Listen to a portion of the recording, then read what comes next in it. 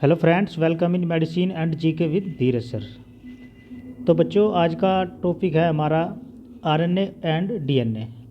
आज हम आरएनए के बारे में डिस्कस करने वाले हैं और जो आपका डीएनए होता है उसके बारे में डिस्कस करने वाले हैं कि आपका जो आरएनए क्या होता है और डीएनए क्या होता है। तो चलिए फिर देखते हैं। सबसे पहले हमारा डीएनए। तो डीएनए की अगर हम बात करें बच्चों, तो डीएनए क्या होता है हमारा, इसकी जो फुल फॉर्म होती है डीऑक्सीराइबोज न्यूक्लिक एसिड। क्या होती है बच्चों? डीऑक्सीराइबोज न्यूक्लिक एसिड आपका इसकी फुल फॉर्म होती है। इसकी जो खोज की थी वो किसने की थी? आपका जो कार्लसबर्ग था। कार्लसबर्ग ने इसके बारे में बताया था जो आपका डीएनए होता है। और जो इसका जो मॉडल प्रेजेंट किया था, मॉडल के बारे में किसने बताया था? आपका जो वाटसन और आपका क्रिक, इन दोनों साइंटिस्ट ने इसके बारे में बताया था, इसके मॉडल के बारे में जो आपका डीएनए होता है। चलिए, डीएनए की अगर हम बात करें बच्चों, तो देखो डीएनए कहाँ कहाँ पाया जाता है, कहाँ कहाँ लोकेटेड होता है। इसमें जो हमारा न्यूक्लियस होता है, न्यूक्लियस में भी आपका डीएनए पाया जाता है। आपका जो माइटोकॉन्ड्रिया होता है, माइटोकॉन्ड्रिया में भी पाया जाता है। आपका क्लोरोप्लास्ट में भी पाया जाता है। और जो इंसान होता है, जो ह्यूमन्स बीइंग है, आपकी ह्यूमन्स है, तो सबके चेहरे अलग अलग है बच्चों। सबका जो फेस है वो आपको सबको अलग अलग दिखाई दे रहा है, सबके अलग चेहरे हैं। तो उसमें भी जो हमारा डीएनए होता है, डीएनए का बहुत इम्पोर्टेंट रोल होता है। चलिए, डीएनए का स्ट्रक्चर क्या होता है हमारा? डबल हेलिक्स स्ट्रक्चर होता है बच्चों। ये इस प्रकार आपको दिखाई दे रहा है यहाँ पे। ये क्या है हमारा? डबल हेलिक्स स्ट्रक्चर होता है डीएनए का। इसमें क्या क्या होते हैं हमारे? आपका ए टी ऐसे चलती है, इसकी जो सीरीज चलती है, ए से टी, जी से सी, ए से टी, ठीक है। और ये क्या होते हैं यहाँ पे क्या होते हैं? आपके न्यूक्लियोटाइड होते हैं। यहाँ पर क्या होते हैं बच्चे? न्यूक्लियोटाइड होते हैं। इससे पहले लेक्चर में मैंने आपको न्यूक्लिक एसिड का लेक्चर हुआ था, उसमें मैंने बता रखा है कि आपका जो न्यूक्लियोटाइड होता है और जो आपका न्यूक्लियोसाइड होता है वो क्या होता है। ये उसी का पार्ट है। अब जो इसका जो बंद होता है यहाँ पे, ये जो डबल हेलिक्स स्ट्रक्चर आपको दिखाई दे रहा है इस प्रकार, तो ये जो बंद बनता है बच्चों, ये वाला, इसको हम क्या बोलते हैं? क्रोमैटिन बोलते हैं। इसको क्या बोलते हैं हम? क्रोमैटिन बोलते हैं। डीएनए की अगर हम बात करें, इसमें लगभग हमारे 23 क्रोमोसोम्स पाए जाते हैं। चलिए, ये आपको डीएनए का एक कॉमन स्ट्रक्चर हमने दिखाया है यहाँ पे। ये डीएनए का, इसमें क्या होता है? हमारे क्रोमोसोम्स होते हैं। जब हम इसको क्या करेंगे, इसको खींचते हैं, डीएनए को अगर हम खींचे तो ये बहुत लंबा हो जाता है, ठीक है।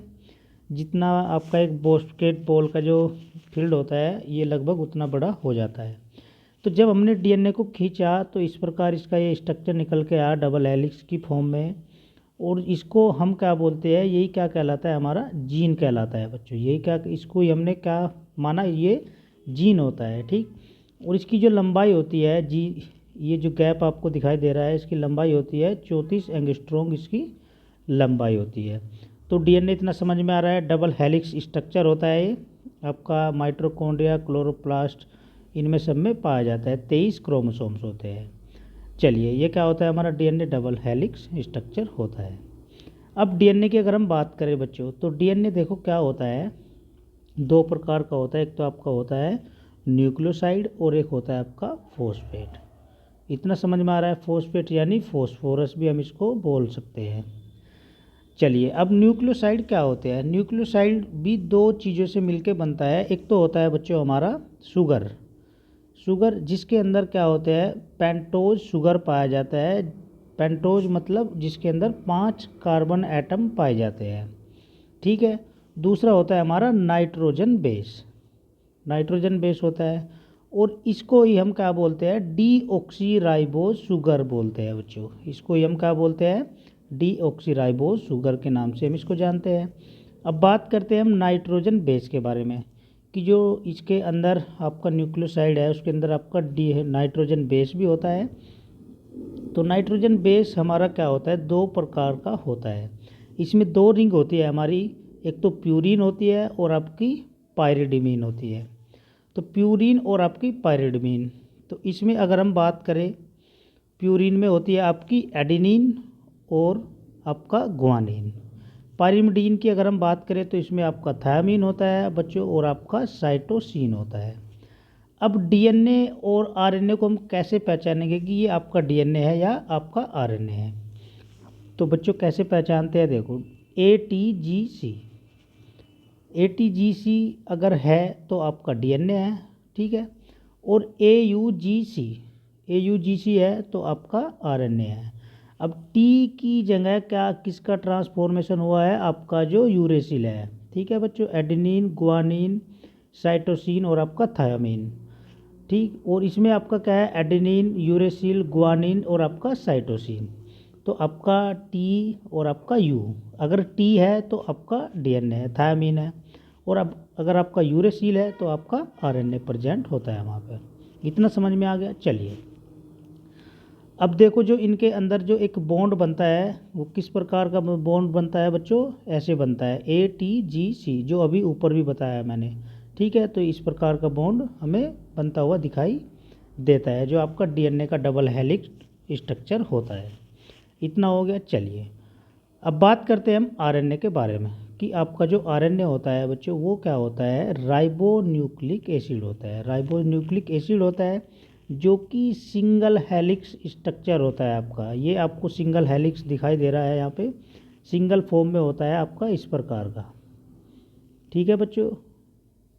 चलिए अब देखो इसके अंदर भी क्या होता है, कौन सा शुगर होता है, आपका राइबोज शुगर होता है। आरएनए की अगर हम बात करें तो आरएनए के अंदर कौन सा शुगर होता है बच्चों, राइबोज शुगर होता है, जिसको हम राइबोज न्यूक्लिक एसिड के नाम से भी जानते हैं। दूसरी चीज़ इसमें आपका थायामीन होता है और आपका यूरेसिल भी होता है। और ये किससे बना हुआ होता है, आपका जो प्रोटीन होती है बच्चों, ये किससे मिलके बना होता है, जो आपकी प्रोटीन होती है। और इसमें लगभग आपके 20 अमाइनो एसिड्स और आपका एक प्रोटीन, ठीक है। जो आपके 20 अमाइनो एसिड्स होते हैं वो क्या बनाते हैं, एक प्रोटीन बनाते हैं। समझ में आ गया। चलिए अब ये आपका सिंगल हेलिक्स स्ट्रक्चर आपको दिखाई दे रहा है। अब आरएनए के बारे में देखते हैं कि जो आपका आरएनए है, आरएनए की अगर हम बात करें बच्चों तो आरएनए भी आपका 3 प्रकार का होता है। तो कौन कौन से, आपका मैसेंजर आरएनए, आपका ट्रांसफ़र आरएनए और आपका आरएनए।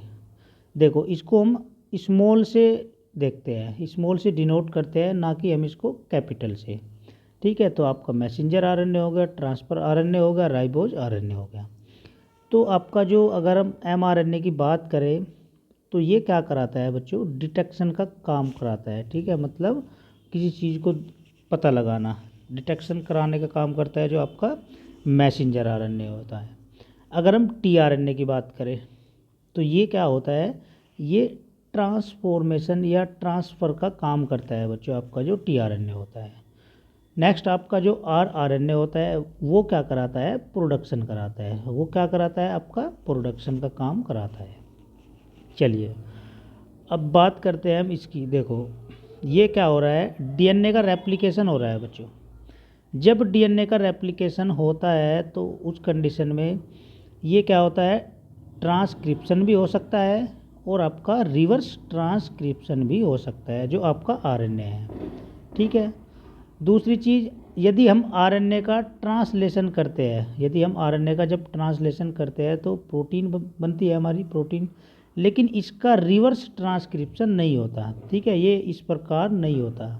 जबकि आपका जो डीएनए है, डीएनए का ट्रांसक्रिप्शन अगर हम कर रहे हैं तो उसका रिवर्स ट्रांसक्रिप्शन हो सकता है, ठीक है। इतना समझ में आ गया।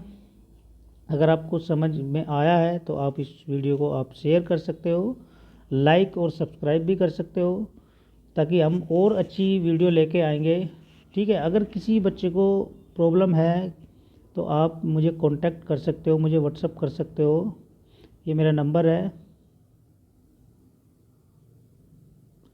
ठीक है बच्चों। तो आपको लाइक भी करना है, आपको शेयर और सब्सक्राइब भी करना है, ठीक है बच्चों। All the best, thank you.